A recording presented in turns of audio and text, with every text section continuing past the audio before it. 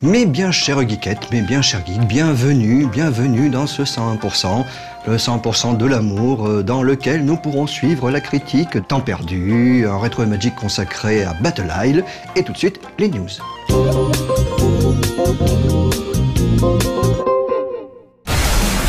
Nous ne sommes plus qu'à un mois à peine de la sortie de SSX et Electronic Arts a décidé de sortir l'artillerie lourde niveau trailer. Cette semaine, c'est Eddie Wachowski qui nous est présenté.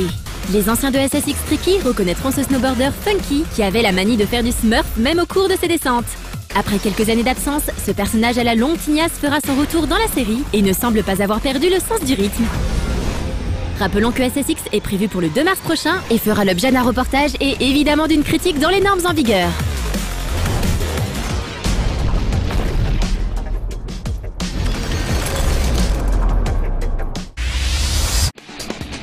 Vous qui rêviez de pouvoir jouer avec Jin Kazama et autres Heihachi lors de vos trajets en bus, sachez que cela sera possible à partir du 17 février prochain, date de sortie de Tekken 3D Prime Edition. À l'instar de Street Fighter 4, la déclinaison de Tekken sur la console portable de Nintendo exploitera les différentes fonctions de la 3DS. L'écran tactile servira par exemple à déclencher des attaques plus facilement, tandis que la vue en relief donnera de nouveaux angles à vos affrontements. Évidemment, le jeu accueillera une tonne d'autres features qui vous sont présentés dans ce trailer déjanté et excellent. Excellent. Lisa, yoroshiku onegaishimasu. Excellent. Oh, excellent. On termine ces news avec Forge of Empires, le nouveau jeu de stratégie d'InnoGames. Selon le développeur, Forge of Empires aura la particularité de mettre l'accent sur la construction des villes et les mécaniques de commerce. Le jeu débutera en effet à l'âge de pierre et il vous faudra jongler avec plusieurs facteurs pour développer votre ville et la faire prospérer à travers les siècles. Forge of Empires n'a pour le moment pas de date de sortie, on vous laisse donc sur ce trailer qui vous donne un petit aperçu de l'influence de la technologie sur l'évolution de votre civilisation.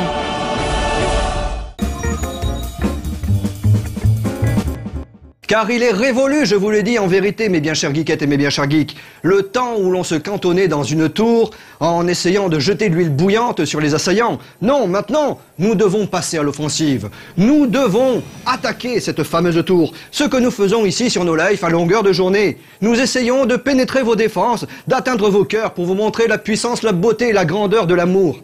Nous devons atteindre cette tour, pénétrer à l'intérieur et saisir le sommet de l'amour qui vit à l'intérieur, du dedans, de l'intérieur.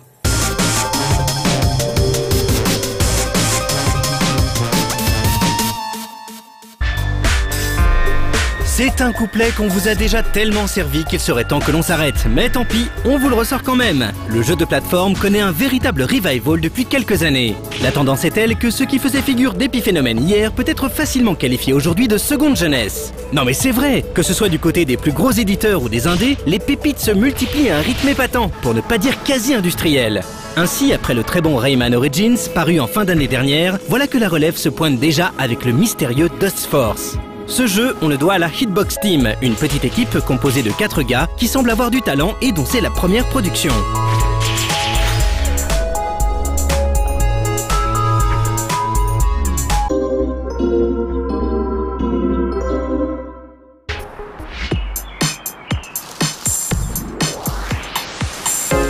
Bon, on a volontairement sauté la case histoire, mais c'est pour la simple et bonne raison que Dustforce n'en propose pas vraiment. Tout ce qu'il faut savoir, c'est que le titre nous propose d'incarner l'un des 4 membres d'une équipe de nettoyage, dont la mission sera de nettoyer les niveaux, quoi. Plus exactement, Dustforce s'inscrit dans la grande tradition des jeux de plateforme en nous demandant de rallier un point A à un point B, tout en prenant soin de se débarrasser des ennemis et d'éviter pièges et précipices. Ici, la petite subtilité vient du fait que les niveaux sont truffés de saletés qu'il faudra éliminer. Car en effet, avec ses nombreux checkpoints, le jeu n'est pas bien méchant si l'on se contente de le traverser négligemment. Mais si l'on joue le jeu et qu'on accepte les règles qui nous sont imposées, l'expérience prend tout de suite une autre tournure. En fait, il faut savoir que Dustforce est carrément orienté scoring. Pour avoir la chance de déverrouiller toutes ces portes fermées dans la zone qui sert de hub, il faudra récolter les notes maximum à l'issue de chaque tableau. Ces dernières étant divisées en 2 facteurs, avec d'un côté le taux de nettoyage et de l'autre la finesse que l'on a mis pour s'y employer. À partir d'ici, on entre de plein pied dans le gameplay du jeu. Car si vous comprenez aisément à quoi se réfère un taux de nettoyage parfait, la notion de finesse doit vous sembler un peu plus abstraite. En fait, en passant le balai, l'aspi ou encore le plumeau, nos héros activent un compteur de combos qu'il va falloir préserver jusqu'à la fin du niveau. Dans cette optique, il faut alors éviter de se faire toucher par un ennemi, chose qui, au passage, n'est pas mortelle, et se dépêcher pour poursuivre son ménage. Car à défaut de crasse à astiquer, la chaîne de combos finit par se rompre.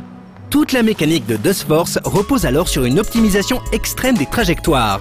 S'il suffit de passer simplement sur les détritus pour s'en débarrasser automatiquement, le faire avec grâce et vitesse est une toute autre paire de manches. En effet, il faut placer glissade, double saut, wall jump, dash aérien, ou encore course murale à bon escient pour espérer atteindre la perfection exigée. En cas de réussite, la satisfaction sera immense, surtout quand on finit un niveau en déclenchant l'attaque spéciale qui nettoie l'écran.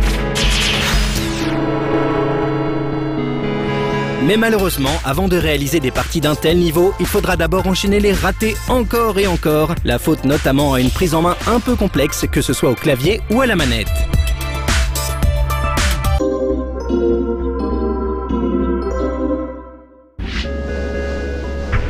Bon, on ne va pas tourner autour du pot car c'est limite si les images ne parlent d'elles-mêmes. Dustforce est une vraie bonne surprise de la scène indé. Agréable à l'œil malgré son style minimaliste et doté d'une animation on ne peut plus charmante, cette première production de la Hitbox Team est doublée qui plus est d'une idée originale savamment mise en œuvre. Dustforce a de toute évidence été développé par une équipe de passionnés dont le souci était de proposer un level design intelligent, malin et surtout particulièrement retors. Un travail extrêmement ciselé qui ne saute pas aux yeux à première vue, mais dont on reconnaîtra très vite la valeur une fois la manette en main. Du bonheur qui d'ailleurs sera prochainement gonflé via l'ajout d'un éditeur de niveau. Hélas, tout n'est pas idyllique dans Dustforce, et on regrette que les développeurs soient allés si loin dans la méritocratie. Contraindre à la perfection sous peine de ne pas pouvoir progresser dans l'aventure est un choix un peu radical qui le destine aux plus persévérants, d'autant que sa prise en main légèrement complexe rend la tâche encore plus ardue. Le multi, plutôt anecdotique, et un petit manque d'optimisation peut également être pointé du doigt, comme lorsque le titre accuse une baisse de framerate sans raison particulière. Néanmoins, ces quelques reproches ne sont pas de réels défauts en soi, et à condition d'accrocher ou de s'accrocher, Dustforce saura le rendre en dévoilant tout son potentiel.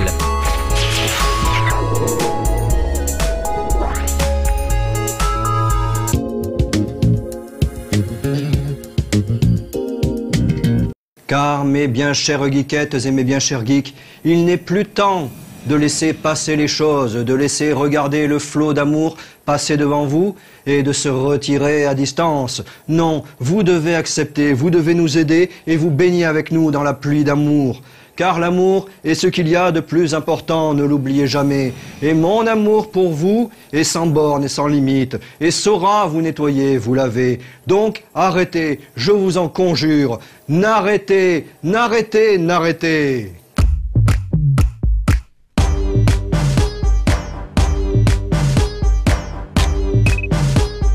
Bonjour, si vous ne faites pas cette opération non remboursée à plus de 2000 €, vous n'aurez plus de dents à la fin de l'année. C'est embêtant, hein. Mais alors que faire durant vos heures supplémentaires? Bienvenue dans Temps Perdu. Bientôt 4 ans et demi. Oui, 4 ans et demi que chaque semaine, sans relâche... Enfin, sauf pendant les vacances, hein. 4 ans et demi donc que j'essaie de vous occuper durant vos heures supplémentaires. Et je suis sûr qu'après tout ce temps, parfois, vous vous demandez comment je choisis les jeux pour cette émission, quels sont les détails qui me font craquer pour tel ou tel truc. Eh bien, aujourd'hui, je vais me dévoiler un peu, montrer mes tripes, me mettre à nu, puisque de toute façon, je suis un berbe. Vous parlez de moi, quoi. Bon, je sais, ça n'est peut-être pas ce que vous attendiez, mais c'est parce que j'ai mal aux dents et aussi parce que c'est comme ça quand j'ai pas d'idée. Alors par exemple, le truc rose là, pourquoi que c'est-il donc lui que j'ai choisi? Dans ce cas précis, c'est la règle du « Tiens, il est déjà minuit ». En effet, tout simplement, de temps en temps, il suffit qu'un concept me plaise ou m'intrigue pour que j'y perde moi-même beaucoup de temps. Ici, être dans un jeu mêlant réflexion avec un brin de plateforme sans pouvoir sauter, forcément on veut savoir ce que ça cache. Et en s'y essayant plus avant, on découvre un joli casse-tête bien fait qui fait tout ce qui lui est possible pour pousser le joueur à aller jusqu'au bout de l'aventure. Et mis à part la couleur rose du personnage, on ne peut pas dire que c'est moche. Alors forcément, quand je vois ça, j'ai envie de vous en parler. Après, il y a les coups de foudre. Les trucs qui sont pas forcément longs, pas forcément parfaits, mais qui m'ont tapé dans l'œil, que ce soit par leur aspect graphique, par un gameplay original, ou par un scénario ou une ambiance qui accroche, qui tape, qui marque. Et c'est un peu ça dans Ryu. Ici, vous incarnez un tueur moche en plus. Mais pourquoi donc que vous êtes comme ça un assassin? Qu'est-ce qui s'est donc passé? Eh bien, c'est tout le concept du jeu. En effet, dans ce très classique point and click, vous n'avancez pas de tableau en tableau, mais vous reculez dans les niveaux jusqu'à découvrir finalement, ou débutalement peut-être, le pourquoi du comment. Ajoutez à cela une jolie petite ambiance glauquinette à souhait avec des nounours, et ben voilà, oui, j'ai envie de vous en parler.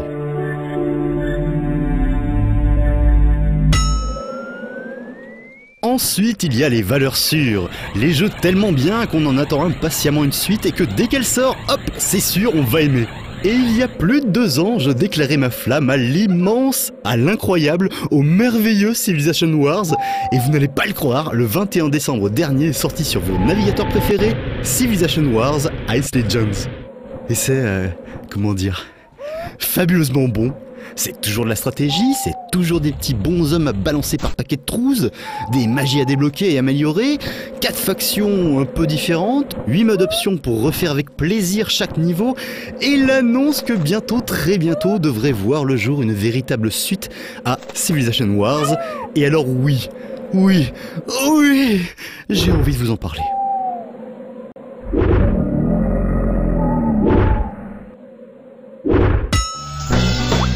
Enfin, il y a les consécrations.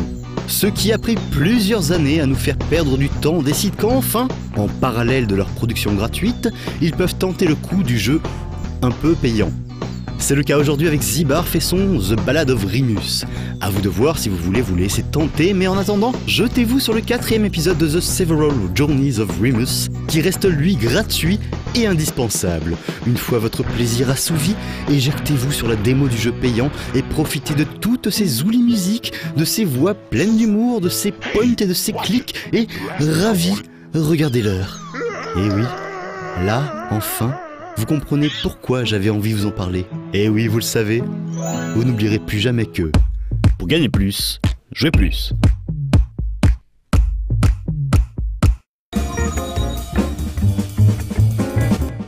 Car comme Julien Pirou et des centaines de millions d'autres, nous nous battons ensemble pour glorifier l'amour, la geekitude, des petits bleus, des petits rouges sur une île. Mais pourquoi qu'on se bat? Mais pour l'amour. Et c'est magnifique de glorifier ainsi notre amour.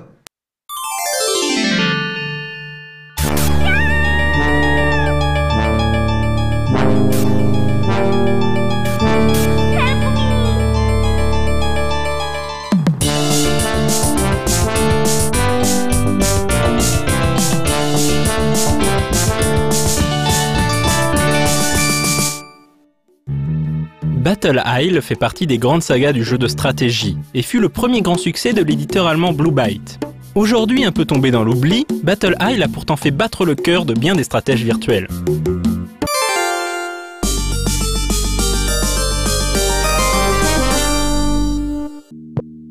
C'est en découvrant le wargame Nectaris, alias Military Madness sur PC Engine, que les développeurs de Blue Byte ont eu envie de créer un titre au concept similaire pour Amiga et PC.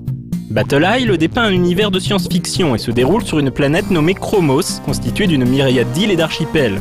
La civilisation la plus avancée de Chromos, les Drulls, ont conçu une intelligence artificielle nommée TitanNet, qui bien entendu s'est révoltée, a pris le contrôle des fabriques de robots et d'armement de la planète et a commencé à éradiquer la population.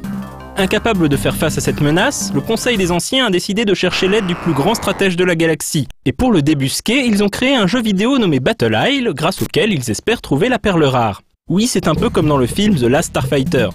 Le joueur incarne un gamer nommé Walter Harris, qui s'apprête innocemment à jouer au fameux jeu, sans se douter qu'il met les pieds dans un conflit intergalactique. Battle Isle est un wargame au tour par tour, se déroulant sur un damier hexagonal.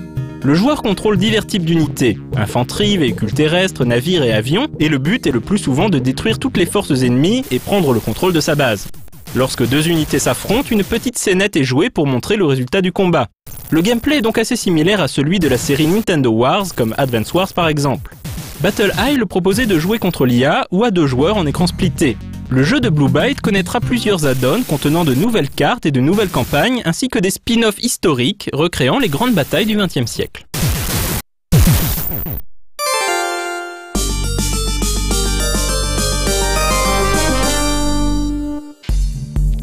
3 ans plus tard, l'équipe de Blue Byte sort Battle Isle 2, aussi connu sous le nom Battle Isle 2200 aux États-Unis.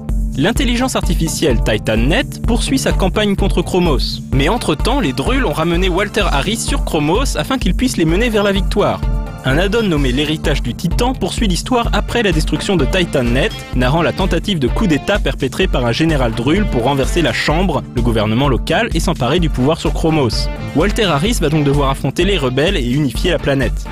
Battle Isle 2 est sans aucun doute le meilleur épisode de la série. Le jeu est bien plus accessible que son prédécesseur avec ses graphismes colorés et son interface plus simple d'utilisation. Les missions sont également plus variées, avec des objectifs plus intéressants que le classique rechercher et détruire, et la gestion de la météo qui peut impacter les stratégies du joueur. Les scènes montrant l'affrontement des unités sont cette fois-ci en 3D, certes basiques mais autrement plus excitantes qu'un wargame classique.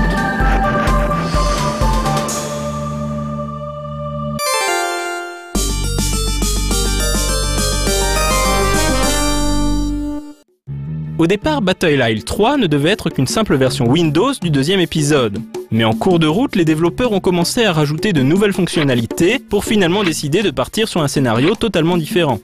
Plusieurs années après la réunification de Chromos, Ben Harris, le descendant de Walter, règne sur les Drulls d'une poigne de fer et a réduit en esclavage le peuple Kai. Le joueur incarne Caro, une politicienne Kai qui trouve un beau jour une machine recélant l'âme de Vassias, un ancien empereur de Chromos. Guidé par Vassias, Caro va mener la rébellion des Kai pour briser la domination des Drulls. Mais l'empereur machine est-il véritablement digne de confiance? Riche en rebondissements, le scénario de Battle Isle 3 prend davantage d'importance que dans les volets précédents, mais est malheureusement raconté par des cinématiques tournées avec des acteurs filmés sur fond vert qu'il est bien difficile de prendre au sérieux.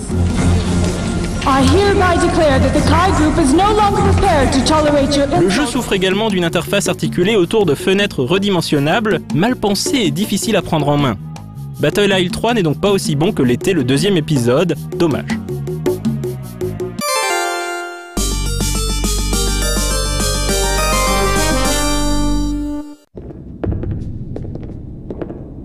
Lorsque la série revient en 1997, c'est avec un épisode très différent, Incubation.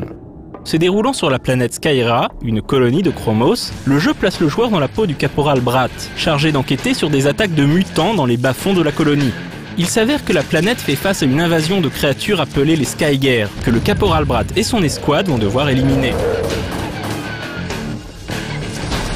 On ne contrôle donc plus de véhicules et de tanks, juste une petite escouade de Space Marines dans des coursives rouillées et humides. Incubation est un mélange entre XCOM et Space Hulk, avec des combats tactiques au tour par tour extrêmement riches et prenants. Le jeu est également entièrement en 3D, ce qui permet quelques effets sympathiques, comme le passage en vue subjective lors des tirs ou des déplacements ennemis. Bien qu'il n'ait pas grand chose à voir avec les 3 premiers Battle Isle, Incubation ne reste pas moins un excellent jeu de stratégie, doté d'une ambiance oppressante en diable et de possibilités tactiques variées.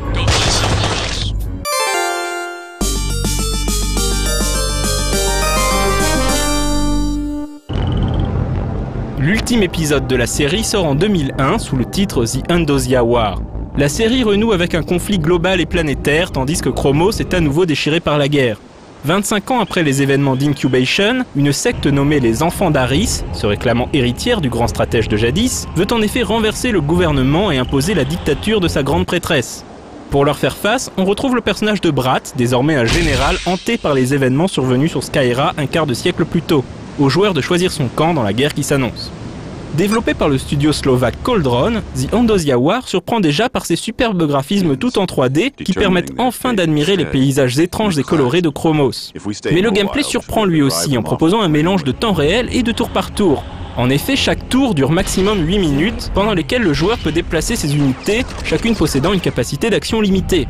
Lorsque le joueur a fini d'agir, il peut passer la main au joueur suivant. Mais pendant que l'ennemi joue, le joueur n'est pas obligé de rester les bras croisés, puisqu'il peut en profiter pour gérer ses bases. C'est une autre nouveauté du jeu. Il est désormais possible de construire différents bâtiments afin de produire des troupes ou d'améliorer leur armement. Doté d'une musique électroplanante, The Andosia War est donc un jeu intéressant qui n'a pas peur de tenter une nouvelle approche pour renouveler le genre du wargame à l'ère de la 3D et du jeu online. Inutile de dire que les fans de la première heure, de leur côté, ont été déçus par des changements apportés au gameplay.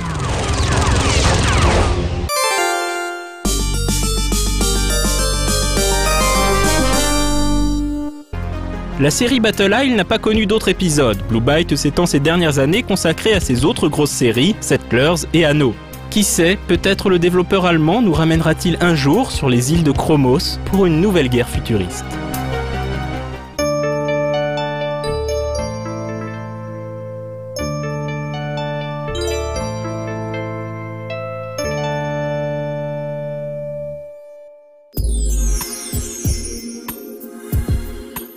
Laissez, fais les bisous, laissez. Bah, c'est quoi ce bordel? Qu'est-ce qu'ils me font les petits chanteurs à la croix de bois? C'est pas ça le thème. Allez, 1, 2, 3. Des bisous, des bisous, des bisous, des bisous, des bisous, des bisous, des bisous, des bisous, des bisous. Des bisous, des bisous.